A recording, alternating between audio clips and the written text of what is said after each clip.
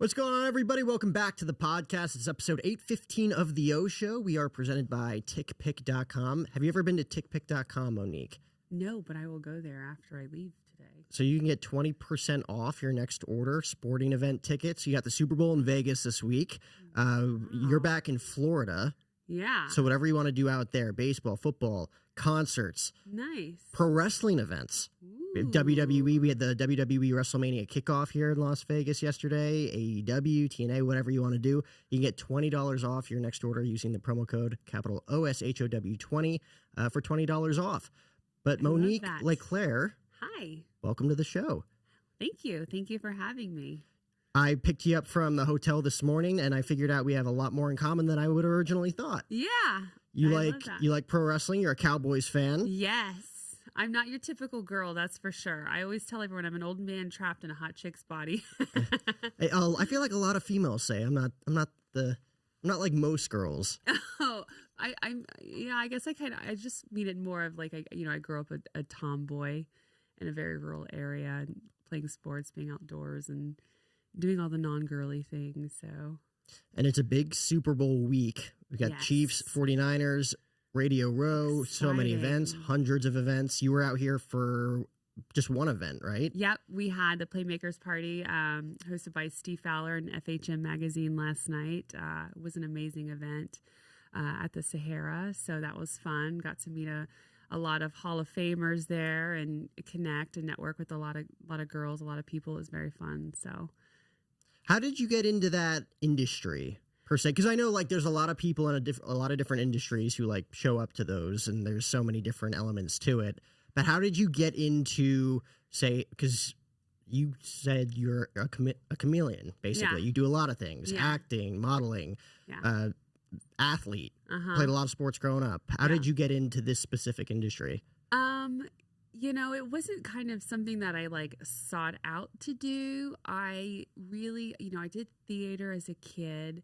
We were talking a little bit on the way here. I told you my dad was, a model and an actor and a businessman. So, he would take me to glamour shots for fun when I was like 9 years old. Like, let's get dressed up and go take pictures. And so I kind of always loved playing dress up. I loved, being on stage as a kid.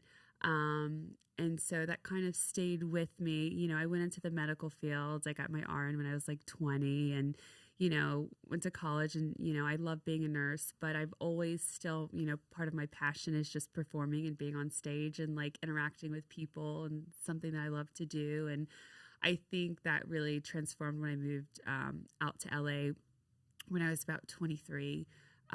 Working as a travel nurse, and I think just networking and just meeting people and going, getting invited to events and, people just, like your energy and, so I got invited to lots of events and met a lot of people, met Steve Fowler and, it's a good reason to get dressed up and any excuse to get dressed up, I'm there. And it's for good causes. His charity supports a lot of great causes, the Midnight Mission and things like that. So it's good to be a part of that and I'm giving back as well. So yeah, it's like you're just surrounded by quality people who want to do good things. Yeah, who have done really cool things too. Like even last night, I was checking out your Instagram story of just like, okay, there's Chuck Liddell, there's Kinley Myers, Steve Fowler, obviously LA guy too. Yeah. Like there's just so many cool people that you can connect with. You know who I'm interviewing later today? Who knows you? Michael Sartain. Oh my God, I love Mike. He Yeah. interviewed me last night. I love Michael.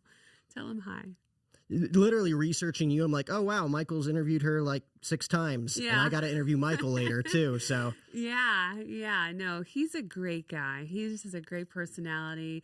It's so fun, all of those events. It's like it's just a group of friends getting together and like seeing each other. It's like a little reunion, and we're giving back and.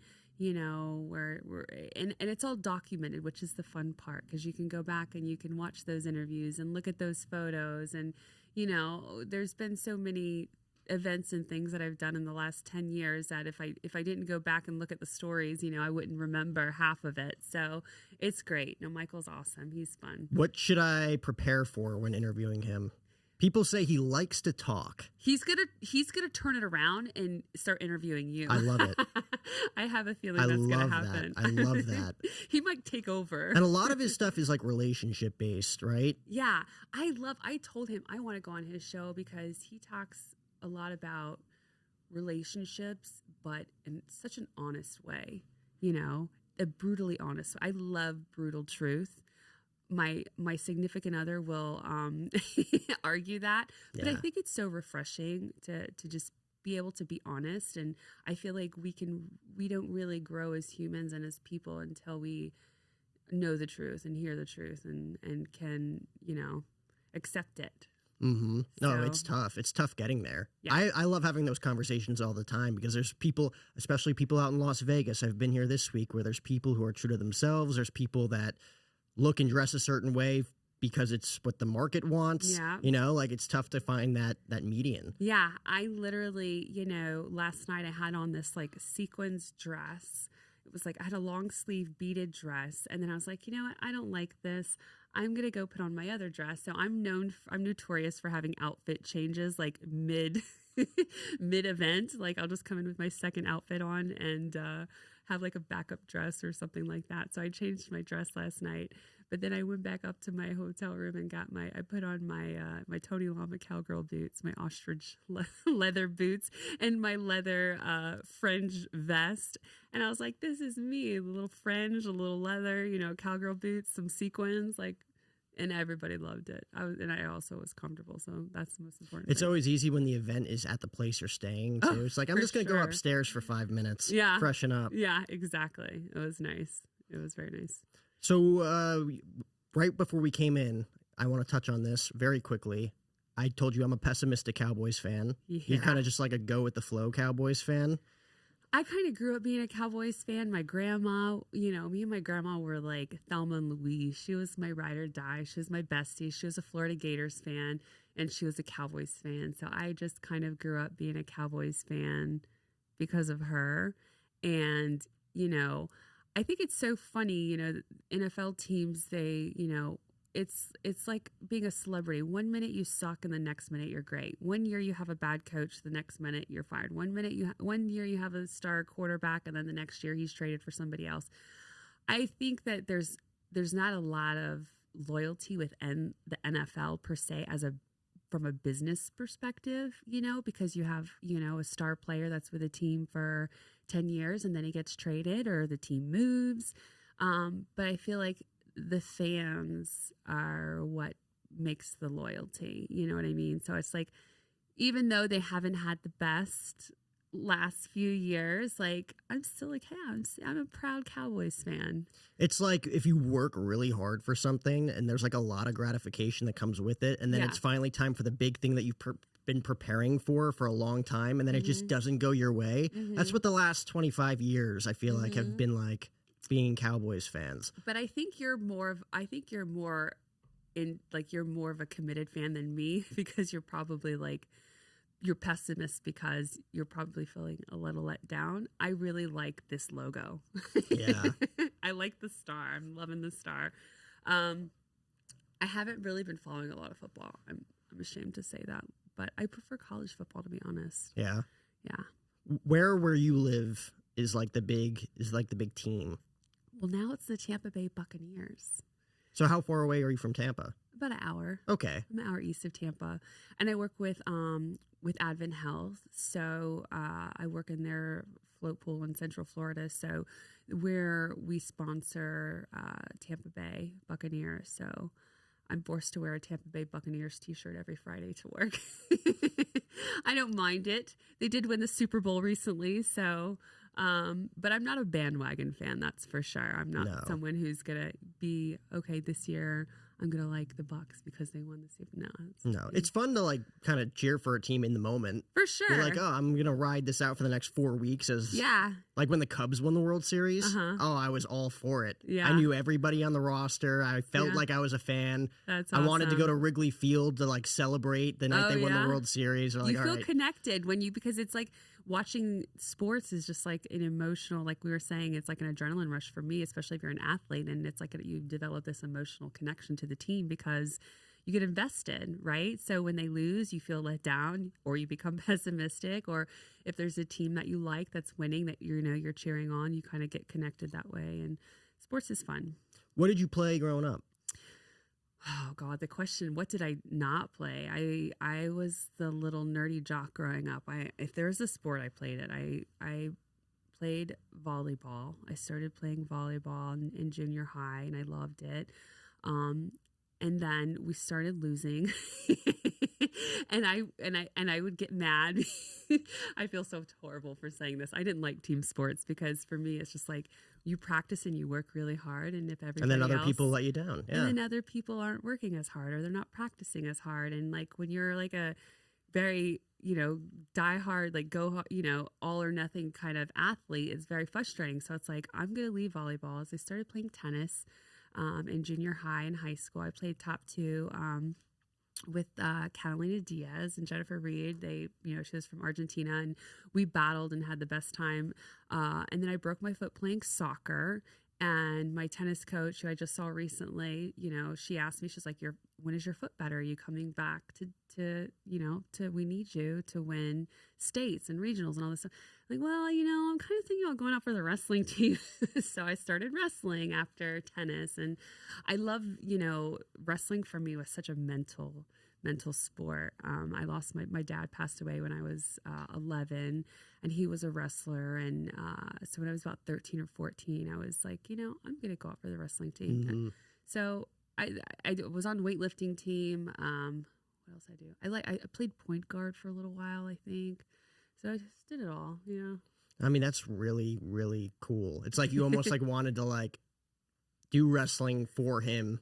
For sure. As like almost like as a way to kind of like, I'm going to finish his story. Yeah, almost. I did. I wanted to continue the legacy. And he, like I was kind of saying on the way here, he was a model. I have, he was on the cover of like the Lakeland Ledger, which is a big newspaper back home. And he was in Edward Scissorhands with Johnny Depp back and I was on set with, when I was, so that, like those memories and those stories, I carried with me. And I was like, you know what? He passed away. I'm not going to get emotional and cry this morning. He passed away at 38. Of cancer, and I'll be 36 this year. So it's just, I wanted to continue his legacy and do all the things that I feel like he would have done if he had more time. So, yeah, I'm just trying to do my best at life, and crying's good, by the way. I'm really good at not crying, but today, for some reason, I'm like, maybe it's because I haven't slept. I'm super emotional. I'm like a toddler. But no, my dad was such a huge inspiration for me growing up, and I miss him every day. They say time heals, but I feel like when you lose a parent, it actually gets harder, because you have weddings, you have graduations, you have kids, and they're not there, they're missing it. But I feel like he's with me. I feel like he's here, and I feel like he would be proud. So yeah, I mean, all we can do is, just continue the legacy and do good and have, for our kids and hope to inspire them, and so that they carry on, so. No, I mean, that's great. Yeah. I mean, we were talking about your daughter as well on the ride over here, how she's already like kind of figuring it out. Like she knows what she wants. Oh gosh. I was showing people a video. There's a video of her singing Oasis on stage with her dad.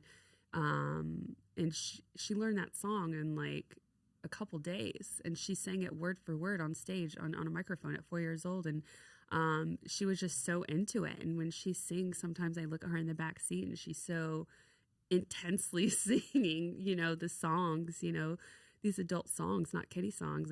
She loves Lainey Wilson and country music, and she actually likes classic rock too, which doesn't surprise me because of who her dad is. But she loves guitar, and she'll come up to me and be like, "Mommy, I just wrote you a song," and she'll come and sing me a song, and I'm like, "Gosh, it really is in your DNA." Like, you know what I mean? It really is. So it's kind of cool to watch. Oh, it's really cool to watch. Not many people in this day and age, especially like kids my age, maybe even people your age. Yeah. They just don't have good taste in music. No. God, no.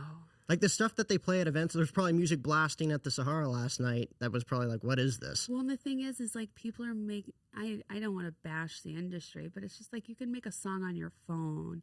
Like anybody can make a song these days. But like to get a band and a group of people on stage to actually like play live music, I mean, I don't think anything. I was also a band geek, by the way. Yeah. We didn't touch on that, but I was in marching band too. Oh, really? But yeah, so it's like I could still read music, and I played the flute. You did a lot. Yeah, you were busy. I think I did the saxophone for 3 months when I was in grade school, and then I played baseball, and that was about it. And I felt like I was busy. Yeah, like you did a lot. And I think I still do a lot. Sometimes maybe too much, but it's just like. I don't know. It's just like I feel like life is so short that you just need to. My advice to anyone is if there's something you want to do it. If there's something you want to try, and just go for it. We're only here for a little while. What kind of that's a song lyric, right? It's got to be. Oh. That's like a Stained lyric or something. Yeah. What kind of music does your boyfriend play? So my boyfriend he's actually a lawyer, but he pretends he can play guitar. That's a healthy balance. Because I feel like there's a lot of stress that comes with that job. Yeah. And then he kind of just gets to kick back and play with his guys. But Nova's dad is Cody Jasper. We met back in 2018 when I was living in LA. So he's living in Austin with his wonderful girlfriend, Kristen. We, weren't together when Nova was born. But it's, he plays classic rock, and he's kind of a chameleon too when it comes to music. He's very talented, and I always, supported his music, and I love that he's sharing that passion with Nova so much, and it's so much a part of her, and, they have such a great relationship. So it's so important. She's actually with him now in Austin. So, it's fun. I love seeing their videos, and it's always nice as a mom to get a little like time off. But then when you have it, you're like Ricky Bobby. You're like, what do I don't know what to do with my hands. Like, I don't have anything to be anxious about. Like, I don't have anyone to worry about. It's too quiet. What is this? You're not one of those moms that worries all the time. I don't think I've seen my mom in person in about 5 months, and she still calls me every day. Yeah, I'm a helicopter mom for sure. I'm not ashamed to say that. I'm working on it because it's going to be really hard for me when I wake up one day and she's in high school and wants to drive away. But yeah, for sure. I'm very paranoid.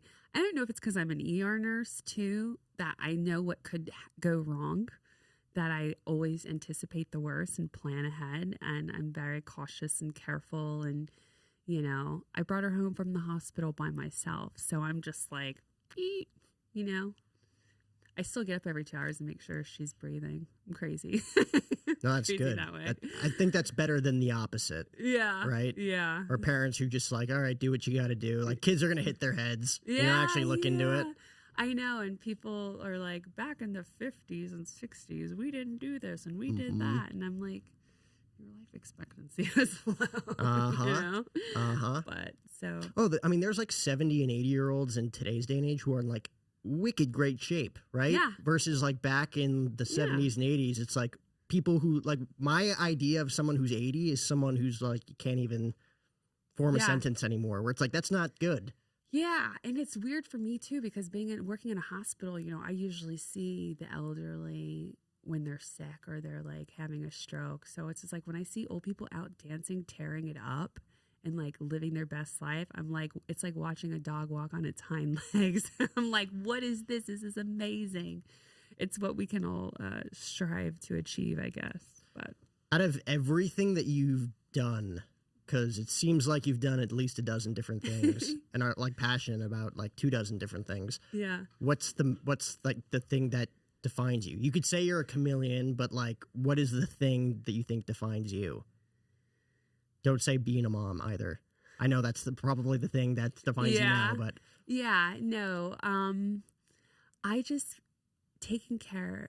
I always have this funny quote that I share, and it's from the movie Happy Feet, and the little penguin made a quote in the movie, and he was like something about I just want to appeal to the better nature of others.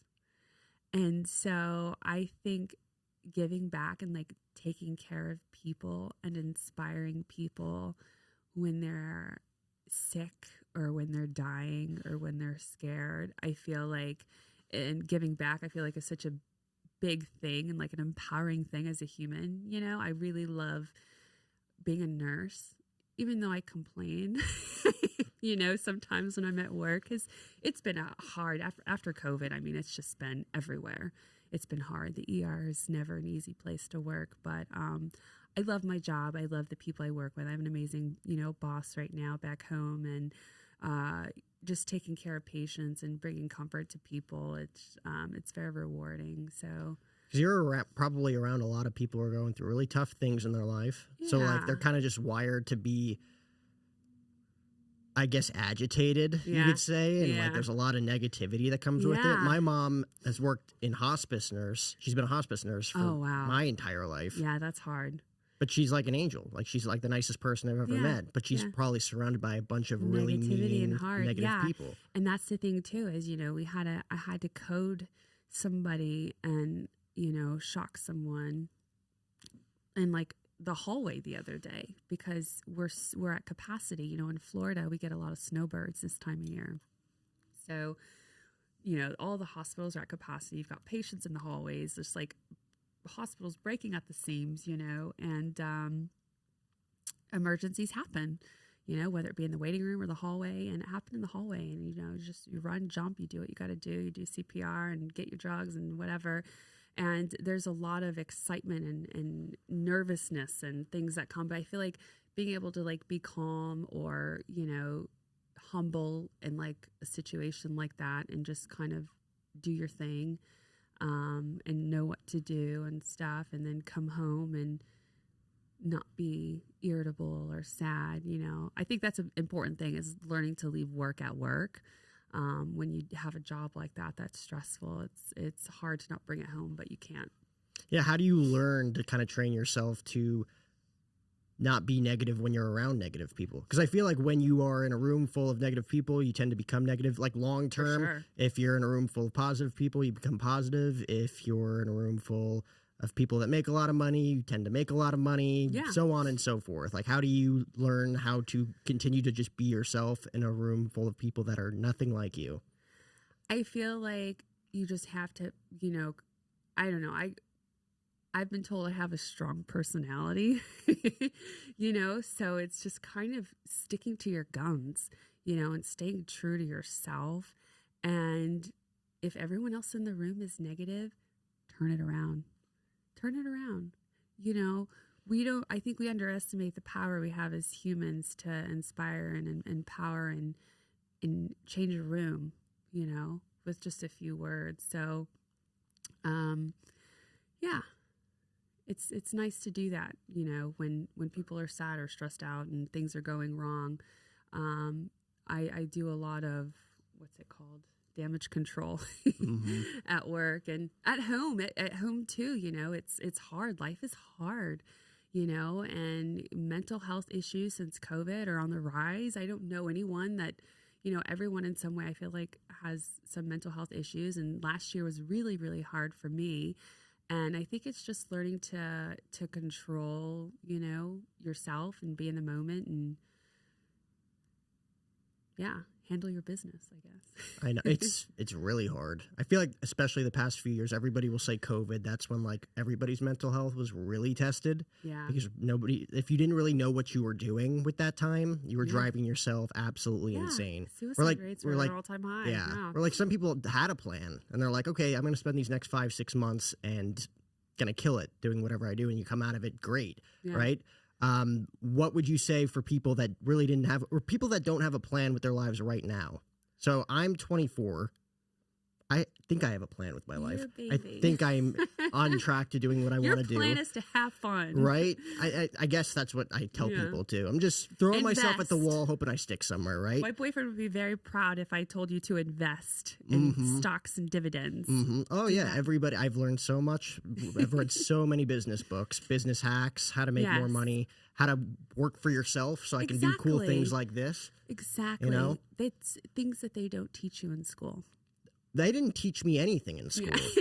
I don't know if they taught you anything in school. No. I learned I'm nothing. like, I graduated and I'm like, okay, I have a diploma, but like, I don't know how to do my taxes. I don't know anything about insurance. I don't know how to buy a house.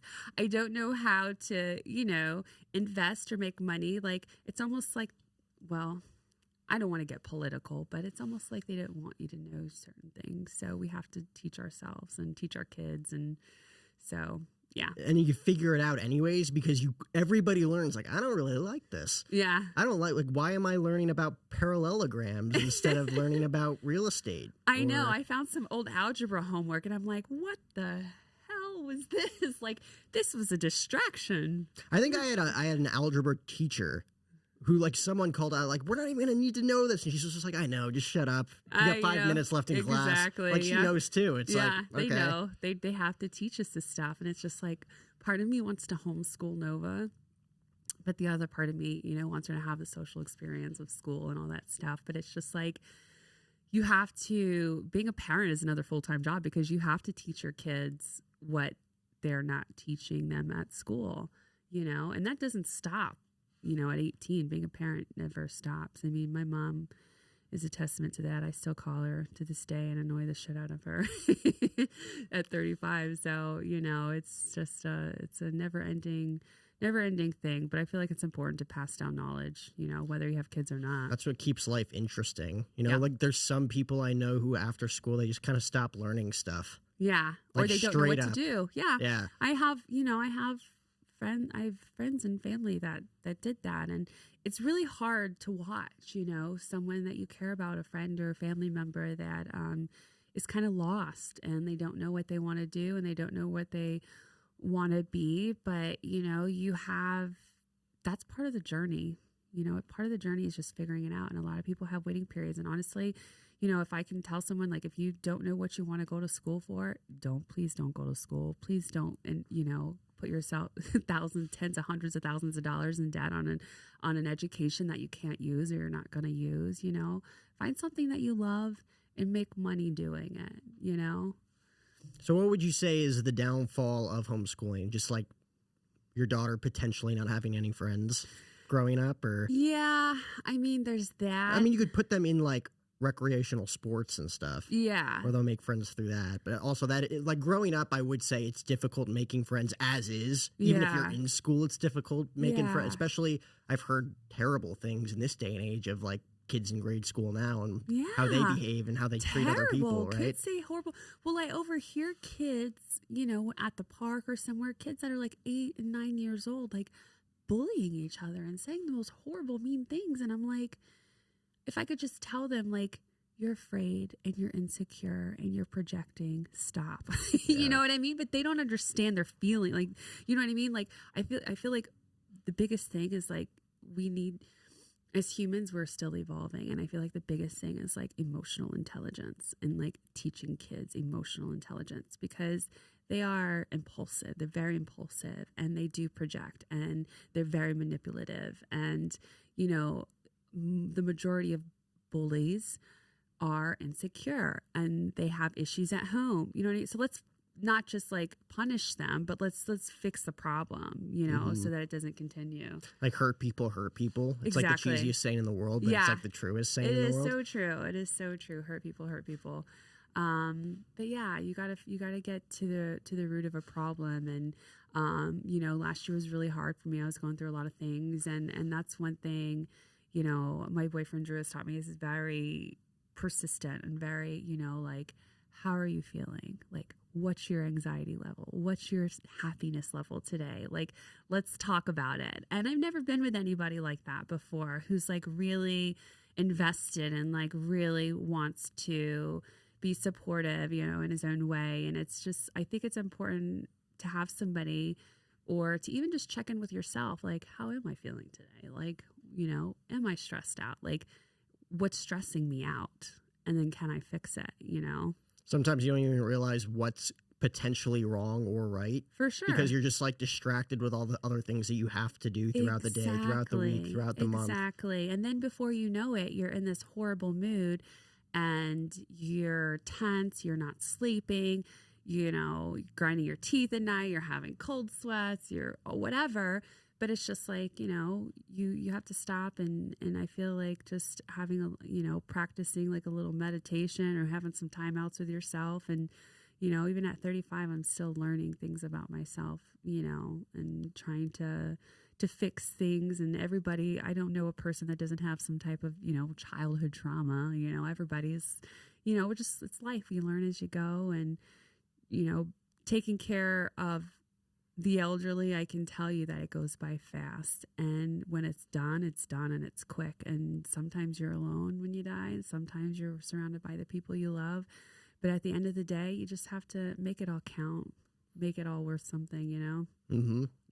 Really be intentional about what you want and absolutely. who you want to help to. Like you said, your boyfriend always like pulls you aside. It's like, how are you feeling today? I think that's also to protect himself. Like, should I go to another room or how does she feel? Of course. But that's also intentional on his end, right? It's like, I care about her. How is her well-being? It's going to affect my well-being in one way or another, right? Yeah, exactly. And, I'm like, I think it's really hard. And I've witnessed this with him, that when you're constantly caring for other people and you're taking care of, I was a single mom for a while, and, being a nurse, when you take care of other people for a living and everyone else, you tend to neglect yourself, and then it manifests in other ways. And so now it's kind of like he is showing me how I can better myself and take care of myself so that I can be a better mom, a better nurse, a better significant other, and, teach Nova all the things that, I'm still learning, which is great.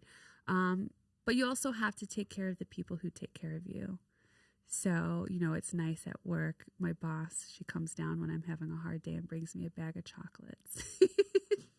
So, you got to take care of the people who take care of you. And, it's, whether it's a parent or, somebody you work with or friends, I think it's important to give back. We were rushing to the airport yesterday in Orlando. Orlando's a nightmare to fly out of, and we barely made it. And there was a couple families and a really nice guy who let us skip the line in security and wanted to help, with the strollers. How can I help you? I'm like I said a prayer for that guy before I got on the plane. I was like, I hope someone pays it forward and does something nice for him today, because that really helped me out and that was really nice, Mm-hmm. And no reward from that, right? There's no reason for him to do it, just to do it. Yeah, exactly. So, I just got to take care of one another. Life is so short, and pay it forward. Karma's a real thing. Do you have an example of that? Karma? Yeah. Oh, God. Because there are a lot of people that can argue that back and forth, like, oh, karma's a bitch, but it's like, is karma really real? And I question it too sometimes. Honestly, I feel like just do good and be good, because when bad things happen, it sucks. You know what I mean? Even whether you believe in karma or not, I feel like a lot of it is just if you have a negative mindset and you manifest negativity and you're a negative person and you're doing bad things to people, bad things are going to happen to you. You know what I mean?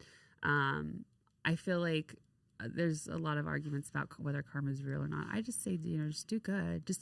If you're in a positive mindset and you're grateful and you're doing nice things for others, it's going to come back to you. You're going to be happy. You're going to be a happy person. You know what I mean? I don't see anyone sad and angry doing nice things for people. No. Do you feel, besides your work, where there's just naturally people probably stressed out of their minds, do you ever find yourself, because it's if you preach positivity and you're around positive people, you don't really see that much negativity. Yeah. Unless you're just on the streets, on the strip or something, or it's hard. Yeah. People who are smiling, and I had a friend from high school posted this. He's like, everybody's so happy on social media. And, and I'm like, I had to comment. I'm like, dude, nobody posts sad things. We are all having our own struggles. Last year was one of the hardest years of my life, moving and all. I had so much stuff going on. And, everyone's facing their own battles, everyone, puts on a front and kind of does the thing. But we all have our own battles, and everybody struggles in some way. And even the most positive people, that are doing, the videos and all the stuff and on the reels, they have sad times. They struggle. Everybody has some struggles, and I feel like, some of the happiest people probably have some the darkest moments. I mean, case in point, Robin Williams. Yeah.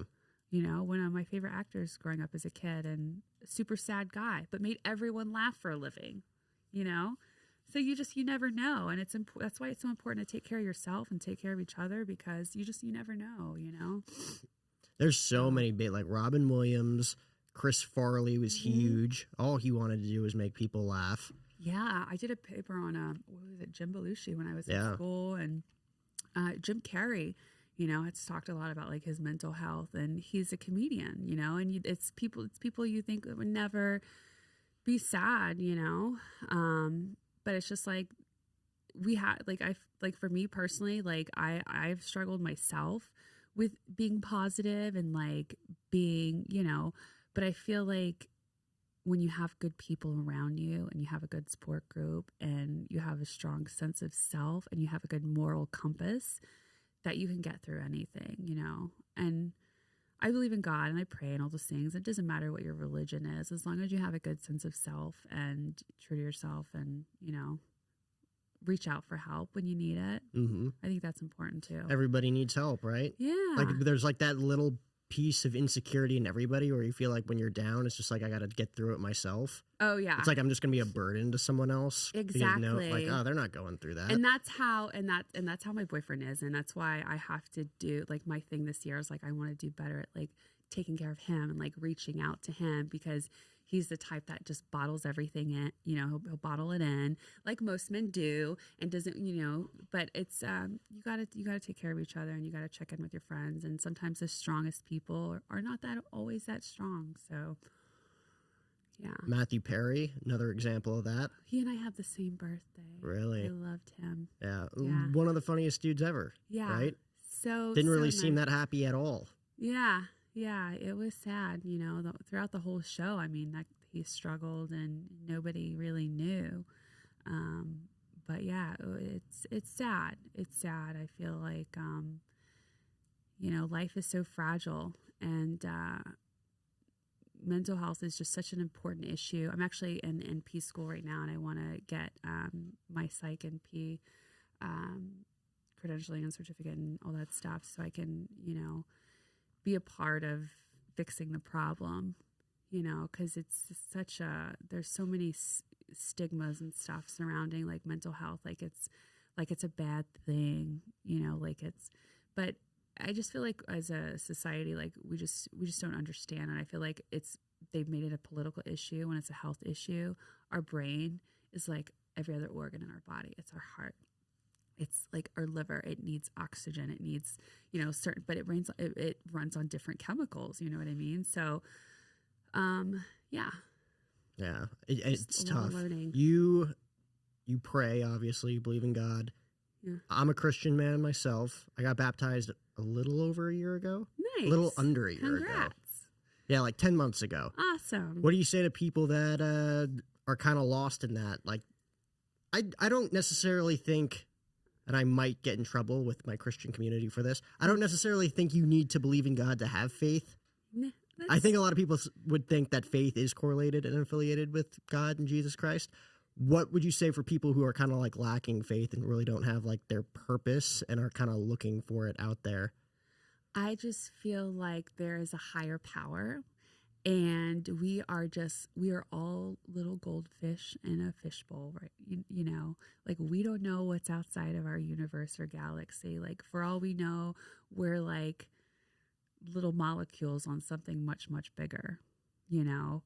And so believe in a higher power and have faith. And there are things that, you know, as humans that we can't even fathom and understand yet. But I feel like we're learning and we're getting better. And part of growing as, you know, a human race, like anytime there's any growth, there's growing pains and there's challenges and there's obstacles. And, you know, I think COVID really showed us a lot, you know, as humans, that we are, we're fragile. And, you know, I think having faith is a good thing. I really looked into Taoism, like the Book of Tao, like the ancient Chinese religion. I really love that. I still read that. Buddhism, you know, I've looked into different religions. I was baptized Catholic. I was never confirmed. My boyfriend's a Catholic, but, you know, we go to the Catholic church and stuff. So I believe and, you know, the purpose of religion and different religions and what it does for the people, so long as it's not hurting people, you know. Mm-hmm. So as long as you're not being judgmental. Yeah, or like putting it in someone's face. I don't like that. Yeah. I don't like being very judgmental. Like there are Christians out there who we call them Bible thumpers, and they're very in everyone's face about it. But behind closed doors, they're like the biggest sinners, and you can't live that way. That's, you know, so I believe everyone needs to have their own faith, and in their own time, at their own pace, you know, just look into it and just, you know. Yeah. And you could say that a lot about, we were talking about social media too. It's like you don't really know someone until you actually meet them. They could have the coolest social media brand of all time, and then you meet them and we're like, you're nothing like what you put out there. Yeah, I know. And my boyfriend tells me that all the time. He's like, why do you even have it? You're so cool. You do so many things. You're a nurse. You do all this stuff. You don't post any of this stuff. And I'm like, well, it's kind of hard. It's like, it's really social media, and it's like Instagram. It's like a weird thing. Like I don't even know how much time we have to talk about that, but it's just like, it's very frustrating. You know, there's algorithms, you know, and you have an image or a niche, and it's just like, well, what is my niche? You know, I'm a mom now, but I also used to do fitness and, you know, bikini modeling and all this stuff, but I also like to paint and go fishing and mudding. And so you could start like 12 different channels. I know. Alone. You look at my Instagram and it's just like, wow, this girl can't make up her mind. But no, that's a good thing. That's a good problem to have. Yeah. You're going to be excited to be living your life for the rest of your life. Yeah. And some people don't have that. Yeah. Last question for you. I like to ask people, what are 3 things you're grateful for? I'm grateful for my daughter. I'm grateful for the people in my life. And I'm grateful for this opportunity to come on the show and spread positivity and talk to all. This is crazy. This is my first time shooting here. Thanks to Dylan. Thanks to Tyus. Yes. Thanks to Oregon I love Studios. this setup. Yeah, look at this setup. Danica Patrick was in here shooting the other day. Grant Cardone. You've got Michael Sartain later. I got Michael Sartain later. Like there's a lot of big people in Vegas. Awesome. A lot of big people you got to get to. Yes. But I appreciate you coming on. Thank you for having me. It was Hopefully fun. this is the first of many, because I feel like you're someone that likes to talk about a lot of different subjects. Yes, I always have stuff to talk about. So I would love to be back. And we're always traveling. So whether it's here, whether it's Florida, whether it's Texas. I'll be in LA later today. So. Oh, that's nuts. Yeah, YOLO. I'll figure it out. But This was Monique LeClair. This was episode 515 or 815 of the podcast. Remember to comment, like, and subscribe on our YouTube channel at Jack O'Hara TV.